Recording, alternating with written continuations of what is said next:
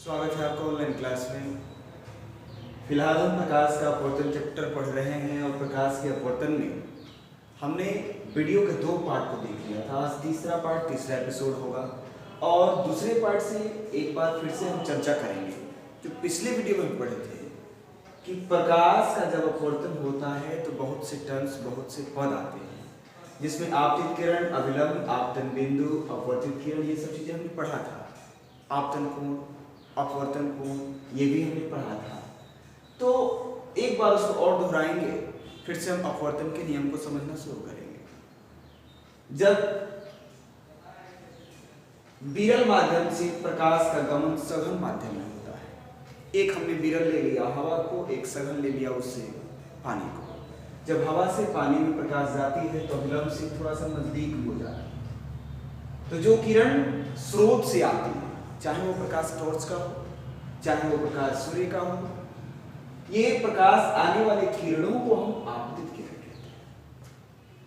और माध्यम की सतह से जब एंट्री करती है, हवा से पानी में गई, थोड़ी सी बदलाव आएगी उसकी किरण में, तो जहां से उसके बदलाव आया है ना, अपवर्तन जहां होता है उसके बाद की किरण को हम अपवर्तित किरण कहते हैं। आने वाली किरण को आपतित किरण और अपवर्तन के बाद जाने वाली किरण को अपवर्तित किरण कहते हैं। आपतित किरण जिस बिंदु पर पड़ती है ना, उसी बिंदु को हम आपतन बिंदु कहते हैं। और अभिलंब आपको बताया गया था कि दो माध्यमों की सतहों पर पड़ने वाला एक लंब 90 डिग्री का कोण बनाता हुआ एक रेखा अभिलंब कहलाता है। सीधा सीधा यही अभिलंब है।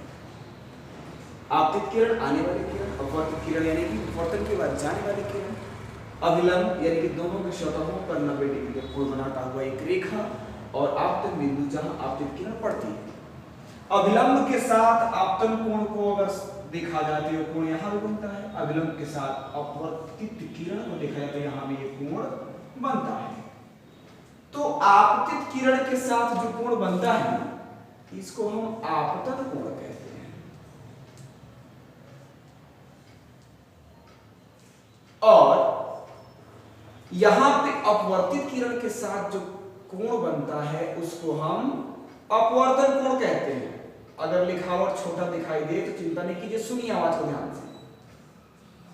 अभिलंब के साथ अपवर्तित किरण जो कोण बनाती है उसे अपवर्तन कोण कहते हैं, और अभिलंब के साथ आपतित किरण जो कोण बनाती है उसे आपतन कोण कहते हैं।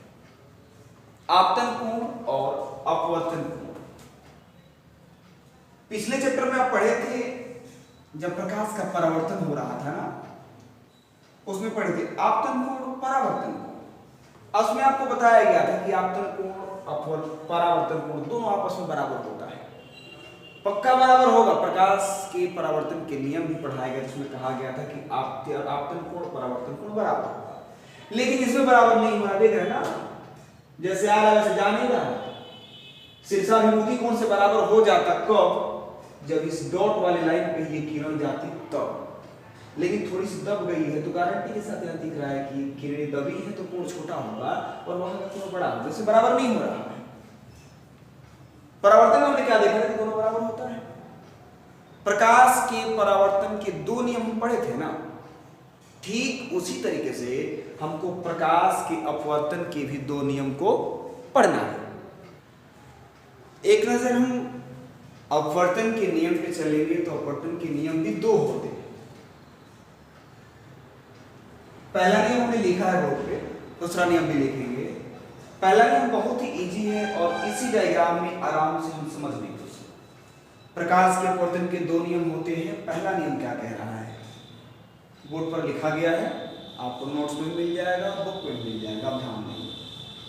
कह रहा है कि आपतित किरण, अपवर्तित किरण तथा आपतन बिंदु पर डाला गया अभिलंब, तीन चीज, आपतित, अपवर्तित और अभिलंब। आपतित, अपवर्तित और अभिलंब तीनों एक ही तल में होते। आने वाली किरण आपतित किरण यहीं पे आई है, जाने वाली अपवर्तित किरण यहीं से जा रही है, और अभिलंब, ये तीनों एक ही तल में आ रहे हैं, एकदम एक ही समतल में एक ही बिंदु से गुजरेंगे। पहला नियम कह रहा है कि आपतित किरण, अपवर्तित किरण तथा आपतन बिंदु पर डाला गया अभिलंब तीनों एक ही तल में होते हैं। इसके बाद से हम चलेंगे इसके दूसरे नियम पे। पहला नियम समझ में नहीं आया हो तो कमेंट कीजिएगा, हमको नहीं लगता कि बहुत हार्ड है ये। पहला नियम इजी है कि आने वाले किरण और जाने वाले किरण और विलंब तीनों एक जगह पे एक तल में होते हैं। दूसरे नियम पे थोड़ी सी हम लोग को चर्चा करनी है। अपवर्तन का दूसरा नियम कहता है कि किसी विशेष रंग के लिए आपतन कोण की ज्या तथा अपवर्तन कोण की ज्या का अनुपात एक नियतांक होता है।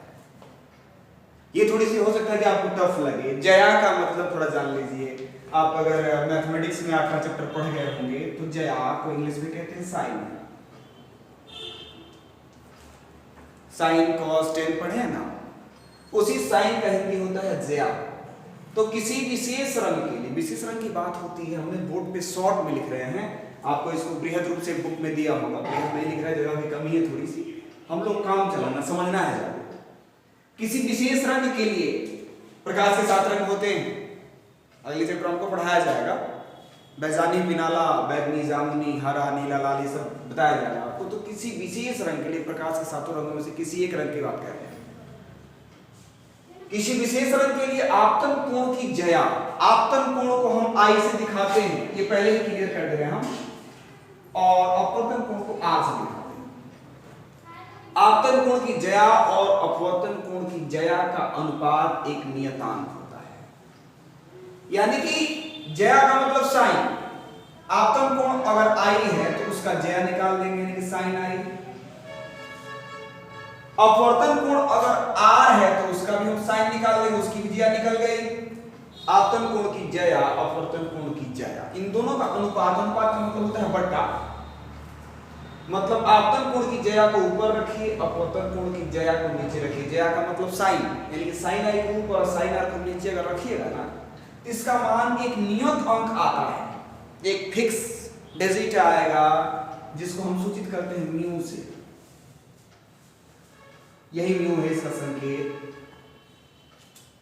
तो किसी विशेष रंग के लिए आपतन कोण की ज्या और अपवर्तन कोण की ज्या का अनुपात जो होता है एक नियतांक होता है, और इसी नियतांक को हम अपवर्तनांक कहते हैं। अपवर्तनांक निकालना भी आपको सीखना है। अगर आपतन कोण अपवर्तन कोण मालूम हो तो हम अपवर्तनांक निकाल सकते हैं। पूछा जाता है कि हवा का अपवर्तनांक कितना है, पानी का अपवर्तनांक कितना है।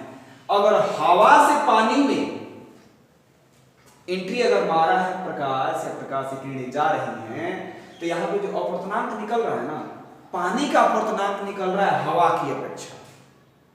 अगर हवा नीचे होता है ना तो हवा का अपवर्तनांक निकलता पानी की अपेक्षा। तो जो नियतांक निकलता है उसको हम म्यू से सूचित करते हैं, और इसी नियतांक को अपवर्तनांक भी कहते हैं। इस पे थोड़ा सा हम आगे भी डिस्कस करेंगे। अभी दोनों के कोणों के ज्या का अनुपात एक नियतांक होता है जिसे अपवर्तनांक कहते हैं। बोर्ड में एक बहुत चर्चित क्वेश्चन आता है 10th क्लास में कि स्नेल का नियम क्या है। स्नेल का नियम क्या है? तो यही स्नेल का नियम है, बस यही। शॉर्टकट में इतना जानिए कि प्रकाश के अपवर्तन के दूसरे नियम को ही स्नेल का नियम कहते हैं। स्नेल का नियम अगर पूरा पूरा पूछ रहा है तो आप ये भी लिख सकते हैं कि प्रकाश के अपवर्तन के दूसरे नियम को स्नेल का नियम कहते हैं। इसके अनुसार किसी विशेष रंग के लिए आपतन कोण की ज्या और अपवर्तन कोण की ज्या का अनुपात एक नियतांक होता है जिसे अपवर्तनांक भी कहते हैं। यही स्नेल का नियम है। स्नेल का नियम यही बताता है कि अपवर्तनांक यानी कि म्यू बराबर sine i by sine r. आने वाली किरण के साथ जो कोण बना उसका साइन ऊपर, और जाने वाली कोण के साथ जो किरण के साथ जो कोण बना उसका साइन नीचे, दोनों का बट्टा हम कर देंगे, आंसर जो निकलेगा वही हमारा अपवर्तनांक होगा। यही स्नेल का नियम भी कहता है। स्नेल का नियम भी जान गए होंगे लगभग लिखने के लिए। अब कैसे अपवर्तनांक निकालते हैं उसको हम चर्चा करेंगे। अभी थोड़ी सी हम पार्श्विक विस्थापन को देख लें, उसके बाद से अपवर्तनांक की जहां तक बात आती है, लगभग अपवर्तनांक का डेफिनेशन आप ये भी लिख सकते हैं। अपवर्तनांक हर एक माध्यम में प्रकाश का अपवर्तनांक अलग अलग हो जाता है। वही प्रकाश अगर पानी से गुजर रहा है तो उसका अपवर्तनांक कुछ और होगा, वही प्रकाश हवा से गुजर रहा है उसका अपवर्तनांक कुछ और होगा, कांच से गुजरेगा तो कुछ अपवर्तनांक कुछ और होगा। सबका अलग अलग अपवर्तनांक होता है। अपवर्तनांक को हम अगले एपिसोड में देखेंगे। आज इसमें पहले ये बताइए कि प्रकाश के अपवर्तन के दूसरे और पहले नियम में क्या समझ में आया, क्या नहीं आया। 3 चीज हम आज पढ़े हैं, प्रकाश के अपवर्तन के नियम और एक स्नेल का नियम। कल बताइए, आज का वीडियो इतना ही छोटा रहने दिया जाए, नेक्स्ट डे के लिए बाकी छोड़ते हैं। Thank you.